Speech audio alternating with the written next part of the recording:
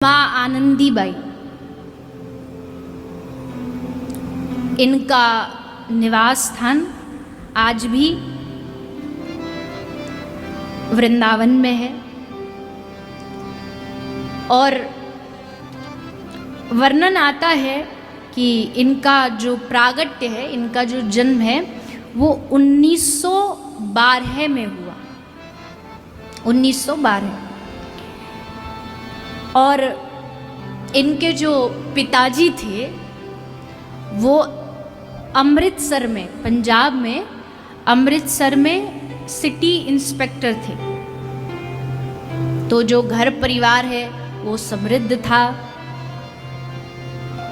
आरंभ से ही इनके मन में भगवान की सेवा का भाव और भगवान की भक्ति इनके चित्त में विराजमान थी। अब इनका जो भगवान से संबंध था वो बड़ा निराला था और राधा रानी से तो बड़ा निराला संबंध था। एक दिन लाहौर के, क्योंकि उस समय तो ये एक ही था, कोई बंटवारा नहीं हुआ था आज़ादी से पूर्व, तो लाहौर के सालमी गेट बाजार की घटना है। बाजार में आनंदीबाई एक साड़ी की दुकान पर बैठी है और दुकानदार से कह रही है, एकदम अच्छी बढ़िया वाली साड़ी निकाल। किसके लिए चाहिए अम्मा? आपके लिए? बोले नहीं, मेरे लिए नहीं। बेटी के लिए? बोले नहीं। तो किसके लिए चाहिए? मेरी बहू के लिए चाहिए। मेरी बहू के लिए एक साड़ी निकाल। तो दुकानदार खूब साड़ी का गट्ठर लाया, एक से एक महंगी साड़ी उस वृद्धा महिला को, आनंदीबाई को दिखा रहा है। ये देखो मैया, ये बनारसी, ये सूरत से आई है, ये वहाँ से आई है। मैया आपको कोई पसंद नहीं आ रही? नहीं, ये अच्छी नहीं है, इसका रंग अच्छा नहीं है, नहीं इसका कपड़ा अच्छा नहीं है। दुकानदार कहता तो आपको चाहिए कैसी साड़ी? बोले अब कैसे बताऊं कौन सी साड़ी मेरी बहू पर जचेगी, अब ये मैं शब्दों में कैसे बताऊं। दुकानदार थक गया, हार गया कि इनको दिखाऊं तो दिखाऊं क्या?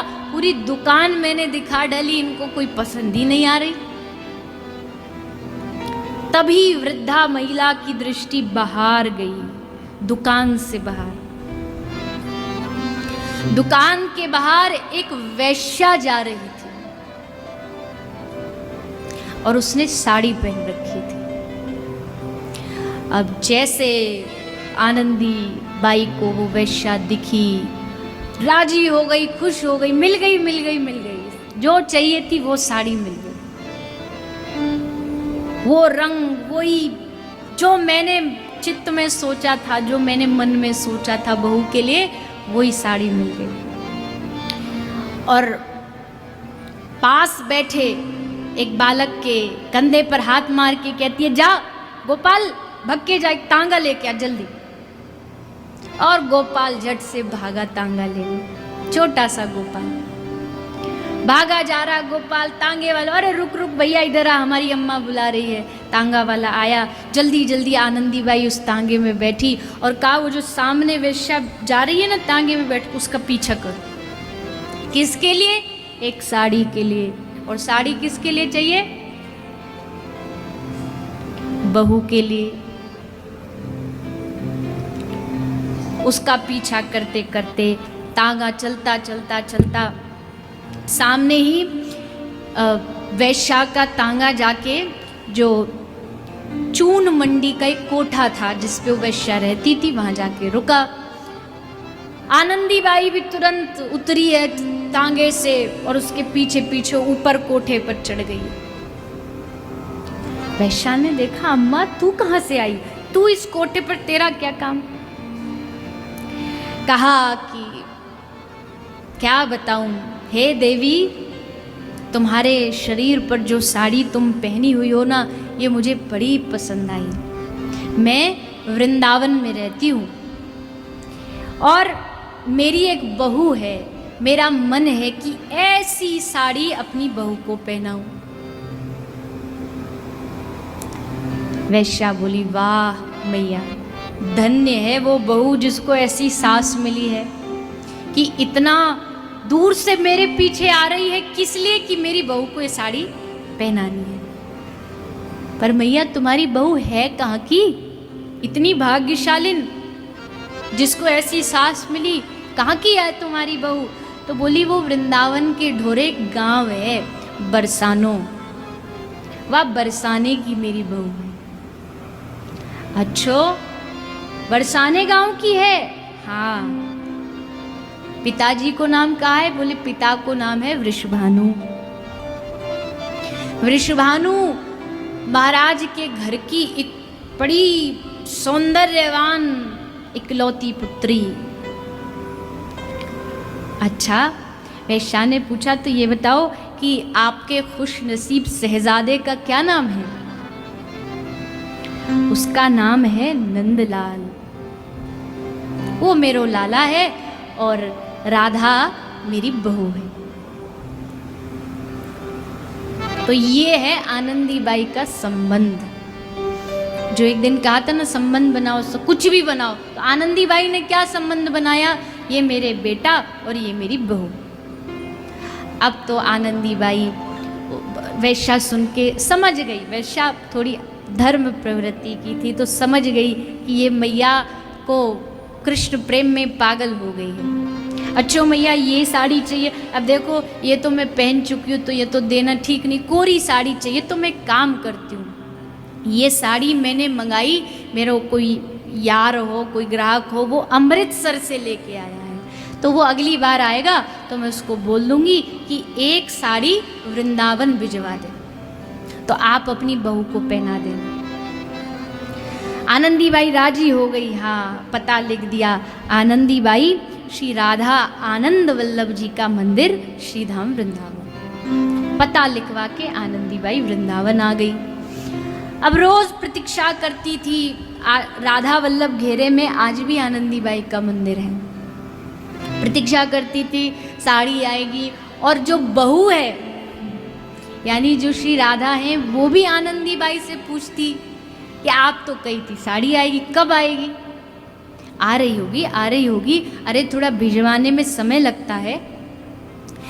तो फिर एक दिन एक तार आया, पत्र आया, जिस पत्र में अमृतसर के एक सेठ जी ने कहा कि हमने साड़ी को भिजवा दिया है, जल्द से जल्द आपके पास पहुंच जाएगी और इसका पैसा रुपया देने की कोई आवश्यकता नहीं, ये हमारी ओर से भगवान श्री राधा वल्लभ को भेंट है।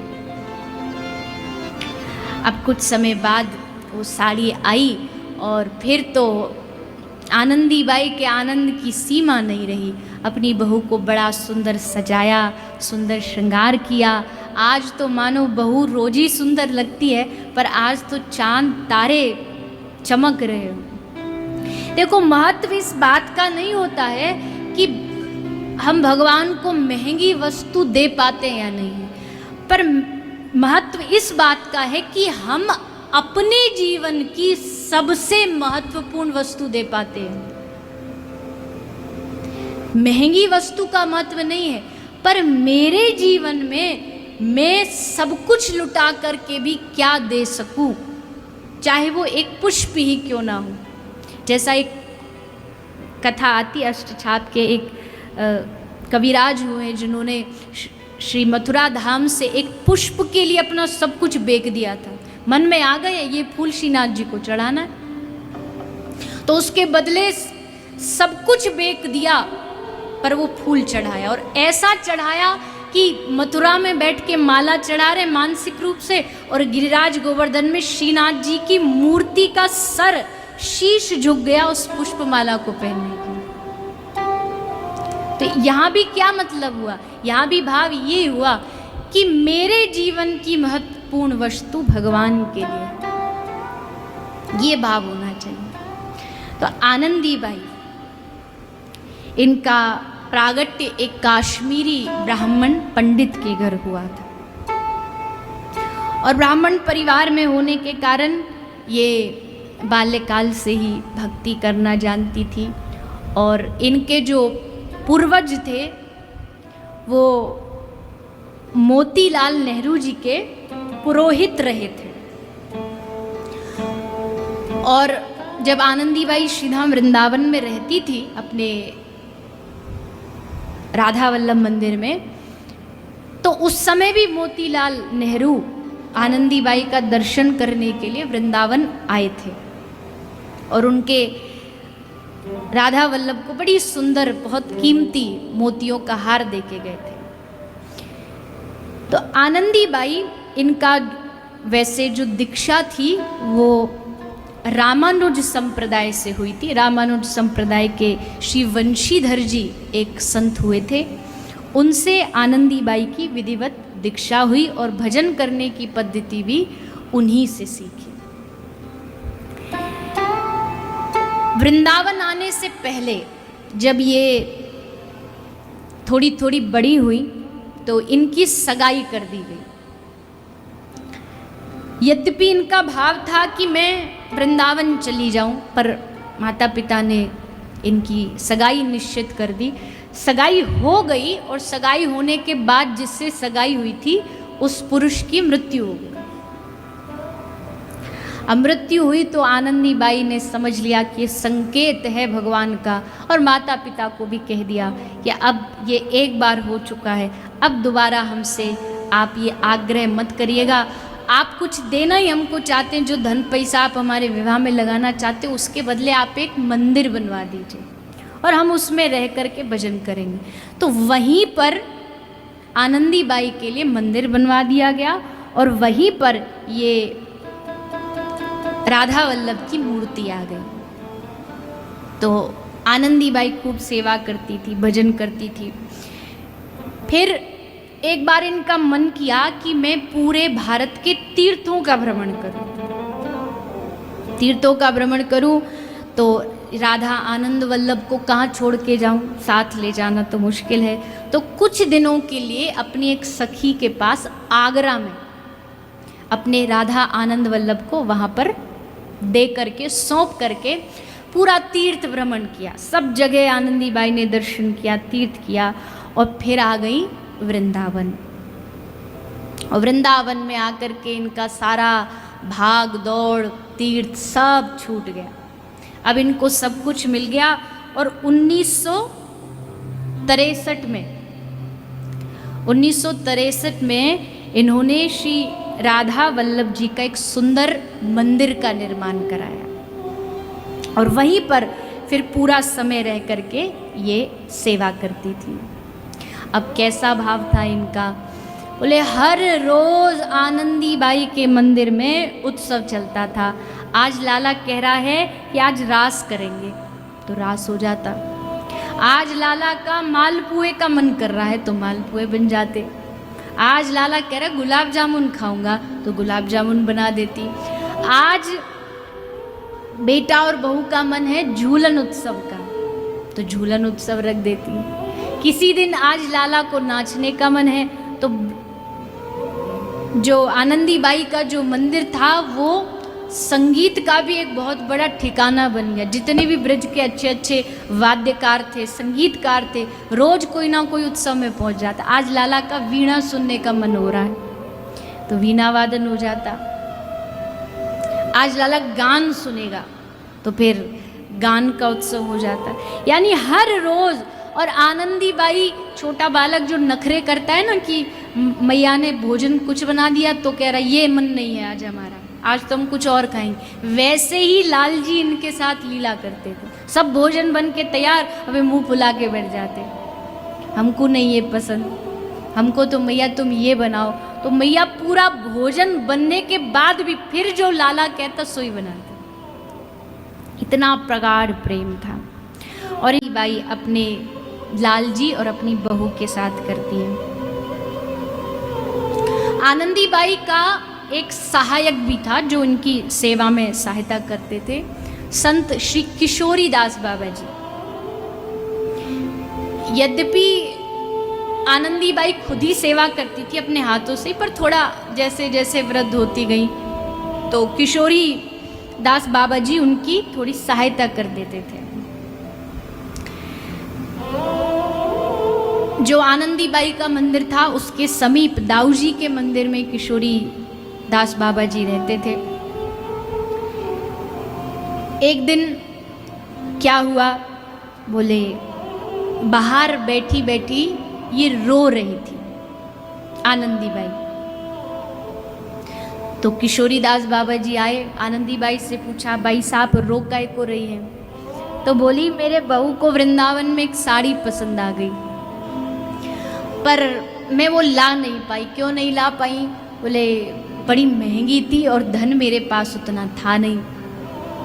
तो बोली कोई बात नहीं, मैं लेके आता हूँ। वो पहुँच गया। उस समय वृंदावन में एक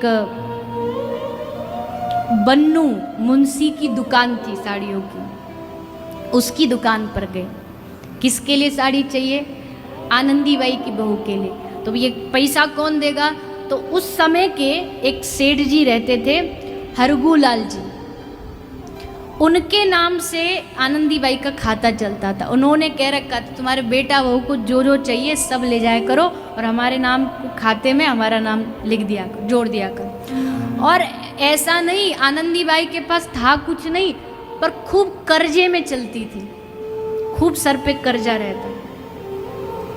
अपने लिए तो एक फटा कपड़ा भी नहीं खरीदती। किसके लिए? आज बहू कह रही है सोने के कंगन पहनूंगी।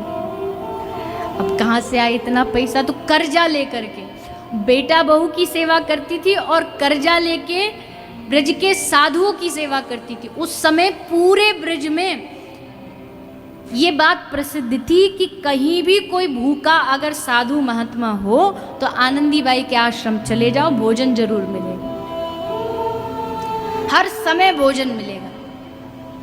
तो उन साधु संतों के भोजन के लिए, उनके प्रसाद के लिए आनंदी बाई खूब कर्जा रहता था।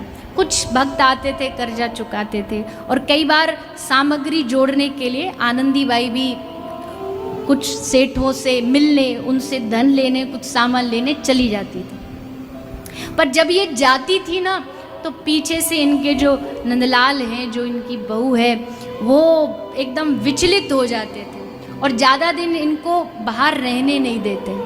एक दिन आनंदी बाई हरिद्वार गए। 2-3 दिन तक तो सब ठीक रहा और 3 दिन बाद पहुंच गए सपने में। अरे मैया तू कहाँ भाज गई?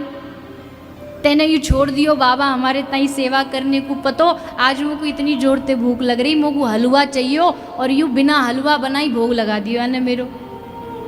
मैया इतने दिन है गए हलवा नहीं खायो, तू जल्दी आ जा, मुझको हलवा बना दे। तो सारे काम छोड़ करके आनंदी बाई हलवा, ठाकुर जी की इच्छा हो रही है, वहीं छोड़ के हरिद्वार वापस वृंदावन आ गए। और आके किशोरी दास बाबा से पूछा कि इतने दिन रहे, हलवा बनाया किसी दिन? बोले नहीं, हलवा तो नहीं बनाया। तुरंत मैया ने हलवा बनाया, भोग लगा। हलवा बहुत प्रिय था आनंदी बाई के लाल जी को, और रात को, आधी रात को जगा देते थे, आधी रात को सपना दे करके जगा देते थे। भूख लग रही है, ये बना दो। एक दिन सपना आया कि जो किशोरी दास बाबा सेवा तो करके गए, पर मैया हमको रजाई उड़ा के नहीं गए, हमको बड़ी जोर की ठंड लग रही है। तब उठ करके गई आनंदी माई और जाके देखा तो सचमुच ठाकुर जी को आज रजाई नहीं उड़ाई थी। अब प्रश्न ये उठता है, सोचने वाली बात है, क्या जगत नियंता, जगत पिता, परमात्मा, परब्रह्म अपने हाथ से रजाई नहीं ओढ़ सकता? क्या रजाई ओढ़ना बड़ी बात है?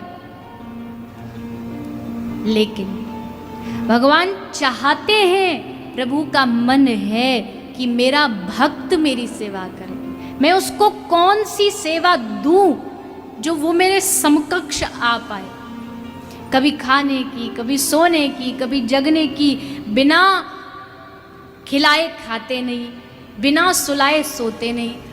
केवल आनंदी बाई के ठाकुर नहीं, हमारे भी जो ठाकुर हैं, हम सबके घर में जो ठाकुर जी की मूर्ति है, देखो कितने हमारे आश्रित हैं।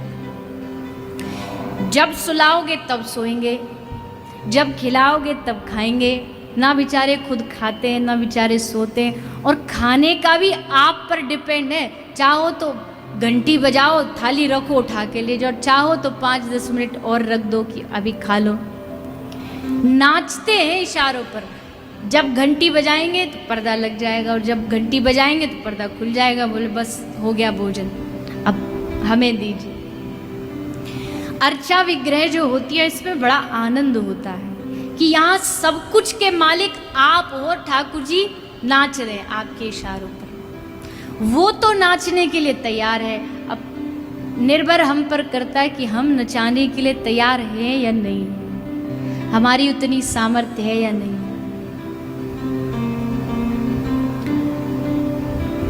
और ऐसा नहीं, आज भी कई बार होता है ऐसा, भक्त अपना अनुभव बताते हैं अपने घर के ठाकुरों का कि हम सुला रहे ठाकुर जी को, कुछ चीज़ भूल गए, तकिया ही लगाना भूल गए, रात को कुछ बेचैनी हुई, कुछ ऐसा लगा कुछ गड़बड़ है, जाग के देखा तो वो नहीं रखा, जाग के देखा तो आज सोते समय जल नहीं रखा। ये सब लीला कौतुकी प्रभु करते हैं, आज भी करते हैं। मूर्ति मूर्ति नहीं होती है, वास्तविकता में मूर्ति तो साक्षात भगवान होती है। अगर मूर्ति होती तो फिर उस मीरा के पास जाने के लिए क्यों मूर्ति सपना देती बाबा को। वृंदावन से महात्मा जी पधारे हैं मूर्ति लेकर के, सुंदर गिरधर लाल का विग्रह है, और उस विग्रह का दर्शन करके मीरा तो तन मन प्राण हार गई कि अब तो हमारे जो जिनको हमने माना था बचपन से, अपना पति माना, अपना प्रियतम माना, अपना सर्वस्व माना, इसी मूर्ति में मुझे मिल गया। अब ये ना मिले तो चैन नहीं जिया को। जैसे सांस रुक जाए तो वैसी व्याकुलता, वैसी चटपटी जो शरीर में लग जाती, वैसी मीरा को हो गई। गिरधर लाल को दे दो, निवेदन किया। बाबा जी बोले ऐसे कैसे दे दे, अपने सेवे ठाकुर को देना कोई आसान होता है? जैसे कोई आपका बालक हो, आपका बच्चा हो, कोई कह दे कि जी ये बालक तो हमें बढ़िया लग रहा है, इसको हमें दे दो।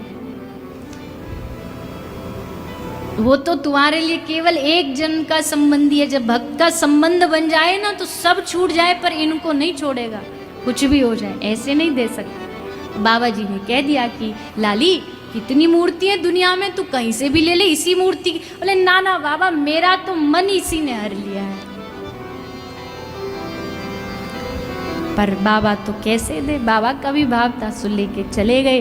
अब तो मीरा रात दिन गिरधर के लिए रो रही, वो उसी मूर्ति के लिए, वही स्वप्न, वही मन चित्त में सब वही चल रहा है। इधर मीरा व्याकुल है और उधर वो गिरधर लाल व्याकुल है कि कब मैं मीरा के पास जाऊँ, कैसे जाऊँ, ये बाबा को कैसे बुद्धि में भरूँ। ऐसे तो मानेगा नहीं, तो सपने में ही आना पड़ेगा।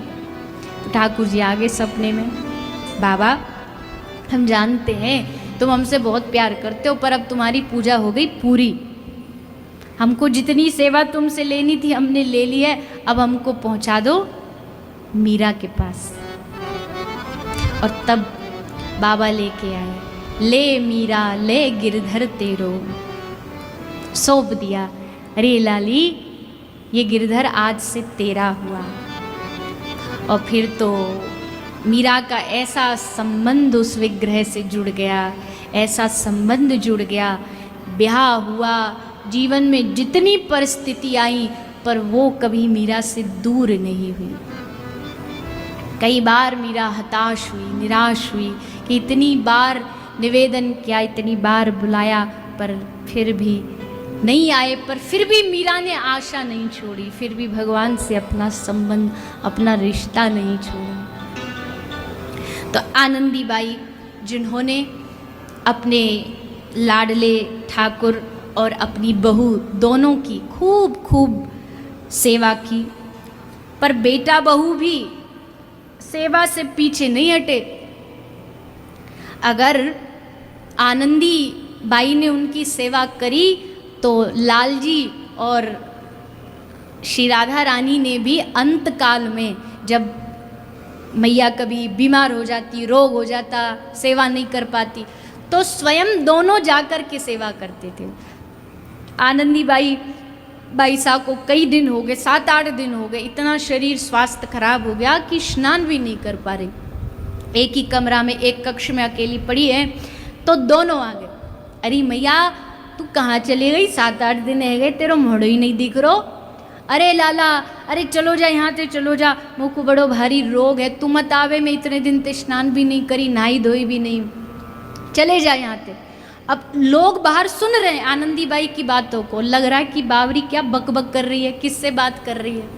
लोगों को क्या पता कि साक्षात भगवान उसके साथ लीला कर रहे हैं। अंत में अपने ठाकुर की सेवा करते करते संवत 1993, कोई ज़्यादा समय नहीं है, 1993 को आनंदी बाई ने नित्य धाम में प्रवेश किया। अपने लाला के पास, अपनी लाडली बहू के पास, उनके चरणों में समाहित हो गई। अब कोई नहीं था आनंदी बाई का। अब मृत्यु हुई तो मरने के बाद चिता को अग्नि कौन दे। तो शमशान में एक छोटी सी महिला, छोटी सी कन्या आई, कहा मैं अग्नि दूंगी। तो पूछा कि आप कौन हो? मैं इनके कुनबे की हूँ, मैं इनके कुनबे की हूँ और अग्नि मैं दूंगी। अग्नि दे करके दाह संस्कार करके वहाँ से चल पड़ी है बहू। और जैसे गई, ब्रजवासी कहते हैं कि वो बहू कहाँ अदृश्य हुई, किसी को नजर नहीं आई।